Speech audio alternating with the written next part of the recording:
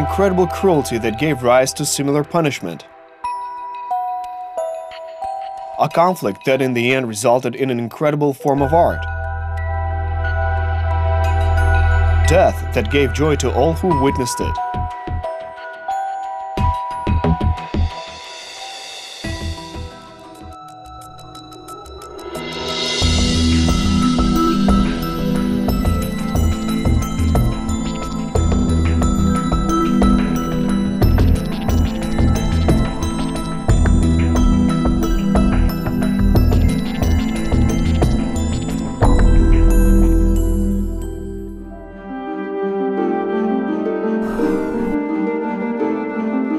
The Museum of Theater, Music and Cinema of Ukraine was founded by outstanding activists of Ukrainian art. 800 photo negatives and photos became its first exhibits.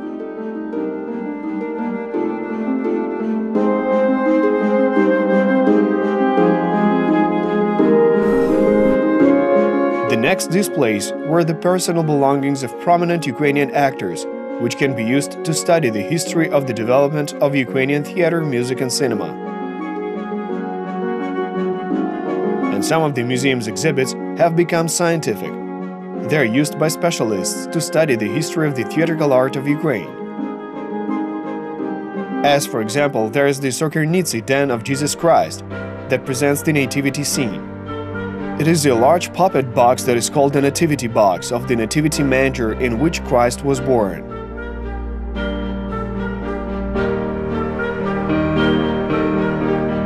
It reminds one of a palace. That is, it is so-called palatial architecture. The structure has 2 floors. The Nativity box includes around 40 original puppets of different nationalities and different social statuses. There were also a lot of characters from folk life. For example, a Polish man and a Polish woman, Rachel with a baby, a gypsy with a gypsy woman, and of course the beautiful girl Darina Ivanivna. As a rule, the puppets were attached to pivots. They were made of wood or fabric depending on the character. If it was a king, he wore a mantle. If it was a Cossack, then he was dressed in a sharavari, classical white Ukrainian trousers for dancing or fighting. The majority of them are of a simple design, and some puppets have a special zest. The puppets were mostly static ones. There were notches in every manger, in which puppets attached to the pivots were constantly moving. Of course, they were moved by a puppeteer. He moved them from right to left or back and forth. But some of the puppets were attached to simple mechanical devices that set them in motion. For example, the head of the Herod puppet could be cut off. The puppet Grim Reaper simply raised a scythe, and Herod was beheaded. In addition to that, the puppet Cossack could even perform the classic Ukrainian hopak dance. With the help of a special mechanism, this puppet was given the ability to squat and jump, just like a hopak dancer. In general, the Cossack is the most unique puppet in the manger. He's larger than other characters because the performances were held on the lower floor of the Nativity box and were shown from different perspectives of the lives of Ukrainians. But first things first.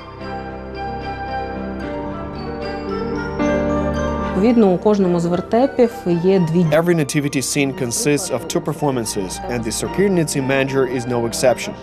The first performance takes place on the upper and lower floors. It is a biblical story of the birth of Jesus Christ, and also about the annihilation of 40,000 infant boys upon the order of King Herod.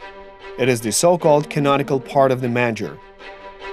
The story remains unchanged throughout all times, in all regions and in all of its variants. The Virgin Mary, the Christ child, and the 3 wise men who were first to bring him gifts are the main characters in this performance. The wise men are not only a gem of the Sokyryntsi manger, but also a zest of others. They are the only characters who act on both floors, the lower and upper ones. But this is far from their only distinctive feature. This puppet is one of the most unique in the Sokyryntsi manger, because as a rule, every puppet was attached to only one pivot. But the three wise men are connected to each other, and this seemingly gives the impression of some kind of a triune character. You can see all the puppets in this manger, which is also called a nativity box or a nativity chest. Sometimes it was called a nativity manger. But in the end, whatever you may call it, this is understood as a nativity box. But the evil king Herod learned about the birth of Jesus. This character was always on the lower floor of the nativity scene and was never on the upper floor. According to prophecy, Jesus Christ was the one who would become the new king. For this reason, King Herod feared that when Jesus Christ grew up, he would overtake his power. Therefore, he ordered his armor-bearers, such puppets also wore helmets and were armed with spears, to find Jesus and kill him. But they could not find him, so Herod issued a decree to kill all the boys that were under 2 years of age in Bethlehem. This was an attempt to slaughter her child. Rachel tried to save her baby, but unfortunately she was unable to do this. І от за цей страшний злий злочин до Ірода приходить кара, до нього приходить смерть, тобто це лялька дійсно, яка виглядала як скелет. Вона приходила до цього. So death came to Herod as a punishment for this terrible crime. In the nativity scene, a puppet that looked like a skeleton came to Herod and cut off his head. Sometimes a red thread was tied to his head that symbolized the blood of King Herod. Needless to say, this was quite impressive and even shocking for the audience. Moreover, the devils played with this head and tossed it around in different directions. They played with it as if it was a soccer ball. After that, they dragged Herod's head and torso to hell. That is how the first part of the performance ended. It was bloody, but nevertheless the audience really enjoyed it, because they understood that this evil and very cruel person met his deserved fate and was killed in the end. І це привід дійсно трошки порадіти, що добро все-таки перемогло. Such was the end of the first part of the story. The second one took place on the lower floor. The upper floor was covered with a curtain. The so-called interlude with scenes of folklore life was performed right on this floor. In these scenes, the number of characters was considerably more. For example, there were puppets of different nationalities, but of course, Ukrainians played the leading roles in these scenes. There were not only Ukrainians, but also Jews, Poles, and Gypsies.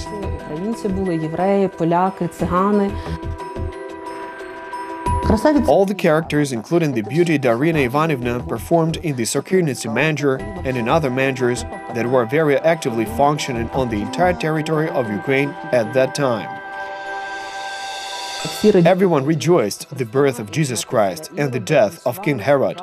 They danced and sang and sometimes fought with each other. All this was very interesting and very dynamic. As a rule, the Poles danced the krakowiak, men with women. In other words, this nation was slightly mocked in this scene.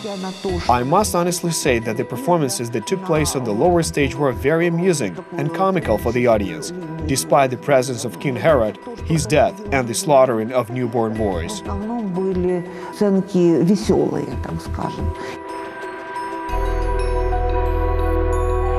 The main character of the interludes is a Zaporizhian Cossack. He was a true Ukrainian hero who gave everyone what they deserved and defeated all of his enemies. Ой, чий то кінь стоїть, що сива гривонька. It is a very interesting fact that the Cossack was much larger than other puppets in the manger. These puppets have been preserved in the Sokyryntsi home of Nativity to this very day. This was done deliberately because the Cossacks were perceived as defenders of ordinary people from the arbitrariness of the gentry, the church, and the pressure of the authorities. That's why Cossack puppets were made especially for the manger based on these considerations. They were higher than other characters presented in this manger of Nativity in which Christ was born. But neither stature nor heroic strength and the correct position of a Cossack did not save them from the trials and tribulations of life. Sometimes they had to seek help from weaker people. For example, when a Cossack was once bitten by a snake, A local gypsy saved the national hero from sudden death.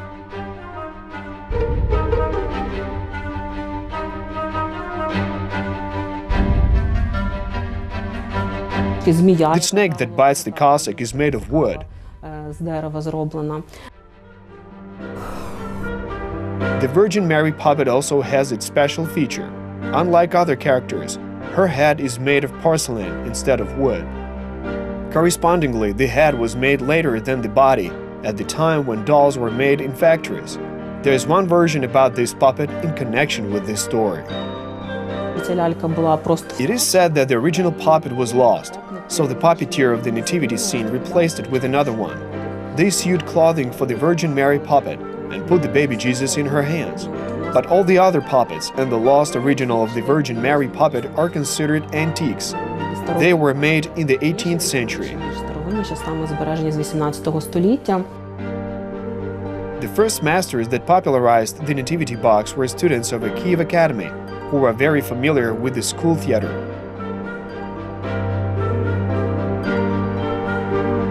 Exactly a two-story Nativity box construction was made according to the traditions of the school theater. Such a construction allowed for dividing the text of the performance into religious, educative, folk, and comical topics. Students of the Kiev Academy are the ones who are recognized as the founders of the Sokyryntsi Nativity Scene.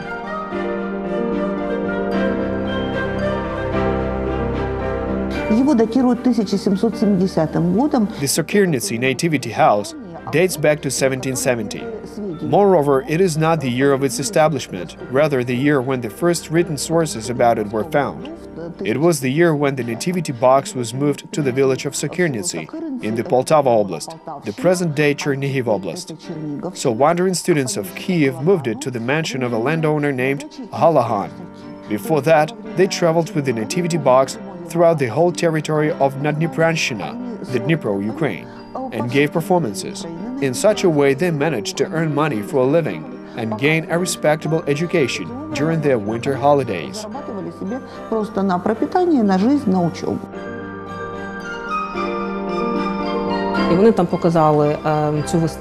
They showed the nativity play for the landowner Halahan, who was a well-known and respected philanthropist and art connoisseur. He liked the play so much that he generously treated the students with a meal, and they presented him a nativity box together with the puppets as a gesture of their gratitude. They also presented him the text and notes to this play. And then, over several centuries, the nativity play was staged in the state of the landowner Halahan.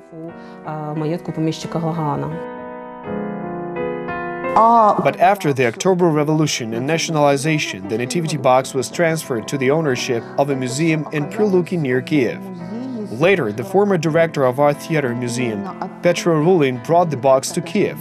At that time, our museum was already located on the territory of the Kiev-Pechersk Lavra, and he was exactly that person who transferred this antique, unique nativity box to the ownership of this museum.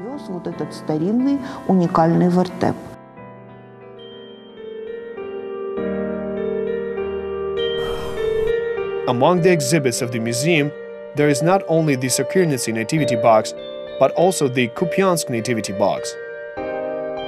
In such a way, they formed the ensemble of the nativity box that became a gem of the museum in 1926. In the next program, we will tell about the classical features and the terrible fate of the Kupiansk nativity box.